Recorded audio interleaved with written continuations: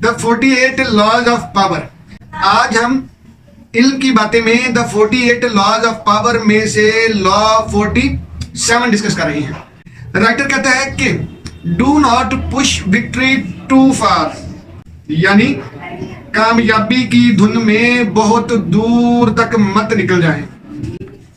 Writer कहता है कि कामयाबी यानी सक्सेस एरोगेंस लेके आती है, रैकलेसनेस लेके आती है, पुअर डिसीजन मेकिंग लेके आती है, एनिमीज क्रिएट करती है, एनवी क्रिएट करती है।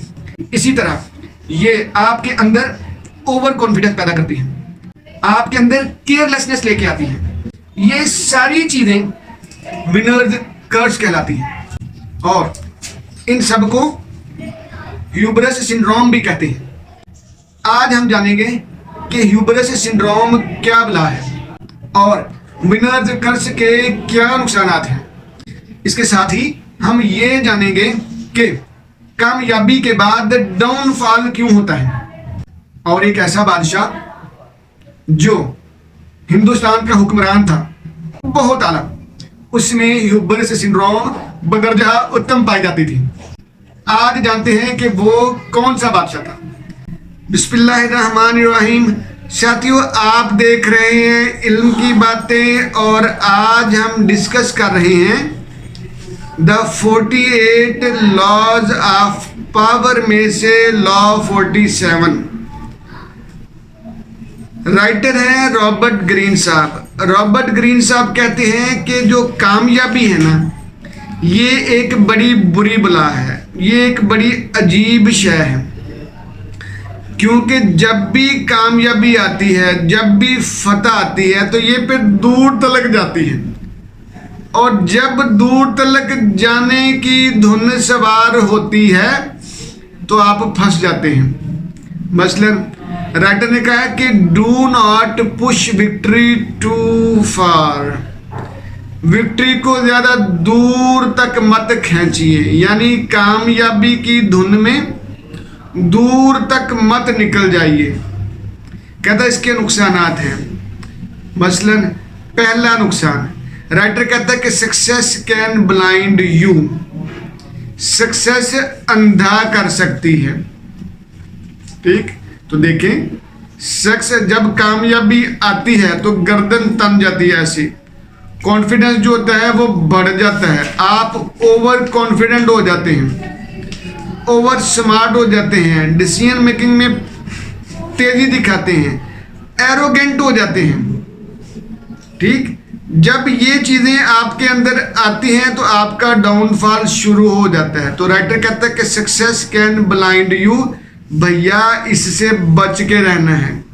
सक्सेस आपको अंधा कर सकती है, तो इसलिए जब भी चलना है तो पैरामीटर्स के हिसाब से चलना है। जब आप पैरामीटर्स के हिसाब से चलेंगे तब आप कामयाब होते रहेंगे, वरना डाउनफॉल सांप और सीढ़ी चलता रहना है।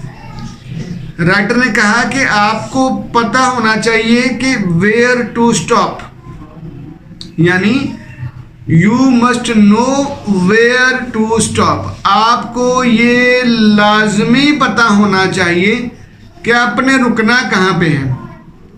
नेपोलियन बोनापार्ट के बारे में पता है ना, कहते कि उसने 5 लाख से ज्यादा अपने फौजियों को मरवा बैठा, फंस गया जब रशिया में इन्वेड किया। अब बर्फीले इलाकों का वो तो नहीं था जानने वाला, उनसे फैमिलियर नहीं था। जब वो उधर अपनी फौजों को लेके इन्वेड कर गया, मौसम बहुत सर्द था, मौसम बदला, उसके बेचारे सोल्जर जो मुंजमद होके रह गए, इतनी ठंड थी। तो कहते हैं कि उसको ये पता ही नहीं चला कि where to stop. Napoleon Bonaparte को कहाँ पे रुकना चाहिए था उसको ये नहीं पता था, लेकिन आपको पता होना चाहिए। अगर आपको नहीं पता होगा तो आप कामयाबी के बाद नाकामी की तरफ चलते चले जाएंगे। ठीक, आगे इसी तरह राइटर ने कहा कि जो विक्ट्री है ना, उसका एक नुकसान और भी है। वो क्या? क्योंकि विक्ट्री ब्रीड्स एरोगेंस, ये एरोगेंस लेके आती है, तकब्बुर लेके आएगी। जब आपके अंदर एरोगेंस होगी तो आप किसी को खातर में नहीं लाएंगे, जब खातर में नहीं लाएंगे तो आप फंस जाएंगे। इसलिए गुरूर और तकब्बुर से बच के रहना है, हम्बल रहना है। हाय हाय हाय, नबी सल्लल्लाहु अलैहि वसल्लम की मिसाल देखें। फतेह मक्का में तो ऊंट के ऊपर सवार हैं तो इतने हम्बल हैं, इतनी आजी और इनकिसारी के साथ मक्का में एंटर हो रहे हैं कि तारीख ये लिखती है कि ये पता ही नहीं चल रहा कि ऊंट का कुहान कहाँ से शुरू होता है, ख़त्म होता है, और कहाँ पे आपकी गर्दन शुरू होती है, आपका सर, यानी ऐसे साल लगा हुआ है। ठीक है, ये आजी है। और आजी सिर्फ ये नहीं है, आजी में ये हम्बलनेस ये देखें कि आप सल्लल्लाहु अलैहि वसल्लम ने सबको माफ़ कर दिया। ये तारीख की सबसे बड़ी मिसाल है। आपने एरोगेंस का मुजाहरा यहाँ पे, ये देखो, ये बात ही, आपने मुजाहरा नहीं किया, आपने सबको माफ कर दिया। ठीक, तो ये जरूरी बात है साथियों। तो विक्ट्री ब्रीड्स एरोगेंस, विक्ट्री जो है वो एरोगेंस लेके आती है, इसलिए इससे बचिएगा। एक बड़ी बारीक सी बात की है राइटर ने, कहता है कि पावर डिमांड्स बैलेंस, आपको बैलेंस होके चलना पड़ता है। अच्छा, मैं इसको इसके साथ जोड़ता हूँ, इस्लाम के साथ। ठीक है ना, इस्लाम में ना बड़ा नबी पाक सल्लल्लाहु अलैहि वसल्लम ने फरमाया इत्दाल, यानी म्याना रवि में रहना, दरमियान में इत्दाल के साथ चलना। हमें लगता है, यानी ये मेरा एक फलसफा है, मुझे ये लगता ये है कि अगर हमें यहाँ पे पुलसरात पे चलना आ गया ना तो उधर भी चल लेंगे, यानी ये हमारी प्रैक्टिस है।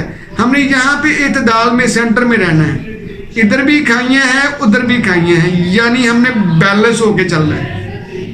इधर भी मसला है और इधर भी मसला है। इस्लाम हमें ये सिखा रहा है कि how to walk on the पुल सिरात, यानी सिरात मुस्तकीम पे रहेंगे तो चलेंगे।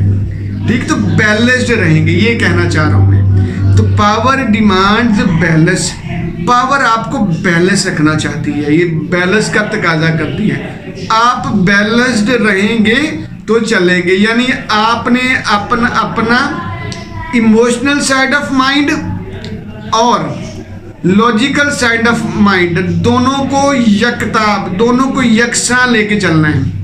अगर आप इमोशनल साइड ऑफ माइंड के हत्थे चढ़ गए तब भी मारे जाएंगे, अगर आप लॉजिकल साइड ऑफ माइंड के हत्थे चढ़ गए तब भी मारे जाएंगे। इसलिए आपने बैलेंस बना के चलना है। ये सिर्फ वार में या पावर में ज़रूरी नहीं है, या जंग में ज़रूरी नहीं है, ज़िंदगी के हर मोड़ पे चाहिए, हर वक्त चाहिए। नबी सल्लल्लाहु अलैहि वसल्लम की मिसाल फिर देने लगा। नबी सल्लल्लाहु अलैहि वसल्लम एक गजवा से, जंग से वापस तशरीफ़ ला रहे थे, तो आप सल्लल्लाहु अलैहि वसल्लम ने रास्ते में फरमाया कि हम जहाद असगर से जहाद अकबर की तरफ लौट रहे हैं। तो सहाबा ने हैरान होकर पूछा कि या रसूलल्लाह जहाद असगर कैसे? आपने फरमाया कि जंग तलवार का जहाद छोटा जहाद है, जहाद अकबर है अपने नफ्स के साथ लड़ना, मुआशरे में रह के बैलेंस बना के चलना, ये बड़ा मुश्किल काम। ठीक, इसी तरह राइटर ने कहा कि सक्सेस क्रिएट्स एनिमी। हाय हाय, आलम के बारे में कहा जाता है कि आलम के जिंदा रहने की लोग दुआएं करते हैं। ठीक, इल्म वाले की लोग दुआएं करते हैं कि अल्लाह इसको जिंदगी दे, अभी हम इससे बड़े फायदे लेने हैं। लेकिन दौलतमंद अमीर आदमी के मरने की दुआएं करते हैं कि ये बाबा मरेगा तो हमें हिस्सा मिलेगा। ठीक है ना, तो ये यानी सक्सेस से क्रिएट एनिमीज। तो भैया अगर सक्सेस एनिमीज क्रिएट करती है तो उसका हल ये है कि भाई आप एनिमीज की बजाय दोस्तों में इजाफा करें। उसका ये कहता है कीप एलाइज क्लोज। अब फतह मिल गई है तो एलाइज को, अपनों को क्लोज रखें, अपने पास रखें, इससे एनिमीज में कमी होगी। और दूसरी बात है, कहता है बी वारी ऑफ पोटेंशियल फ्रेंड्स। ऐसे दोस्त जिनमें बहुत पोटेंशियल है, जो पोटेंशियल फ्रेंड्स हैं वो आपके एनिमीज बनने की पूरी पोटेंशियल लगते हैं। अगर आप चौकन्ने नहीं होंगे, अगर आप बैलेंस बना के नहीं चलेंगे, अगर आप उनके साथ अपनी फतह को शेयर नहीं करेंगे, अगर आप उनकी कदर नहीं करेंगे, ठीक है। इसलिए एलाइज और पोटेंशियल फ्रेंड्स के दरमियान बैलेंस बना के चलें, आपके दुश्मन कम होंगे, ठीक है। और आखिरी बात, राइटर ने कहा कि ये जो सारी बातें हमने बयान की हैं ना, इसको हम अगर एक लफ्ज़ में बयान करें ना, तो वो है विनर्स कर्स। इसके लिए एक और टर्मिनोलॉजी आती है, वो है ह्यूबरिस सिंड्रोम। ये दोनों साइकोलॉजिकल टर्मिनोलॉजीज हैं, साइकोलॉजी में इस्तेमाल होती है। ह्यूबरिस सिंड्रोम ये बताती है, ये टर्मिनोलॉजी साइकोलॉजी ये कहती है कि जो लोग फतह हासिल करते हैं, फतह उनको एरोगेंट बना देती हैं। जो लोग कामयाबी हासिल करते हैं, कामयाबी उनको तकब्बुर बना में ले आती है, मुतकब्बर बना देती है, मगरूर बना देती है, उनमें फ़ख्र ले आती है, उनको ओवर कॉन्फिडेंट बना देती हैं, उनको ओवर स्मार्ट बना देती है। वो रैकलेसनेस का शिकार हो जाते हैं, वो डिसीजन मेकिंग में जल्दी करते हैं, तो डिसीजन मेकिंग उनकी पुअर हो जाती है, वो एरोगेंट हो जाते हैं और वो केयरलेस हो जाते हैं।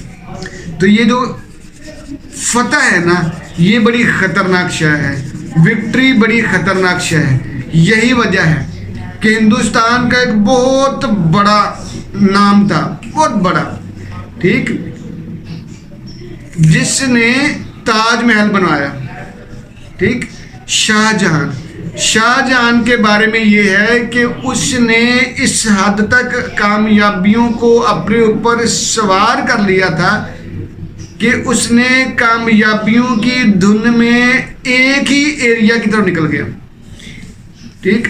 वो अपनी कामयाबियों के मीनारे बनाता फिरा, कहीं पे ताजमहल बना दिया, कहीं पे बड़ी बड़ी अपनी जो है वो कामयाबियों को प्रेज करना शुरू कर दिया। कहता यही उसकी डाउनफॉल की वजह थी। यही वजह हुई कि उसको अपने बेटे ने पकड़ के जो है ना कैद कर दिया, चल भी अब्बा जी आपने बड़े काम कर लिए हैं, अब मेरी बारी, ठीक है। तो ये देखें, ये है ह्यूबरिस सिंड्रोम के नुकसानात, ये है विनर्स कर्स। जब बंदा विनिंग फेज में होता है ना, तो ये उसके लिए एक कर्स बन जाती है कि वो चीज़ों को सोचता नहीं है, वो गौर नहीं करता, वो देखता नहीं है, वो ध्यान में नहीं रखता। तो आज हमने सीखा कि जब भी कामयाबी मिले तो शुक्र अदा करें, जब भी आसानी मिले तो शुक्र अदा करें, जब भी आसानी मिले, कामयाबी मिले, फतह मिले तो हम्बलनेस का मुजाहरा करें, आजिज़ हो जाएं। नबी सल्लल्लाहु अलैहि वसल्लम से सीखे, सीरत तैयबा से। वाह वाह, नबी सल्लल्लाहु अलैहि वसल्लम ने अपने बदतरीन दुश्मनों को माफ़ कर दिया। बहुत मुश्किल काम है, लेकिन बहुत आला काम है। इसलिए साथियों, जब कभी कामयाबी मिले तो कामयाबी को अल्लाह की तौफीक के साथ, अल्लाह के एहसान के साथ जोड़ें, हम्बल हो जाएं। फिर देखें, कामयाबियों के बाद कामयाबियां आपके कदम चूमती रहेगी। वरना जो हाल नेपोलियन बोनापार्ट का हुआ, जो हाल शाहजहां का हुआ, जो हाल अलेक्जेंडर द ग्रेट का हुआ, वही हाल आपके लेवल पे आपका होना है। इसलिए बच के, एहतियात से। जी जज़ाकल्लाह जी।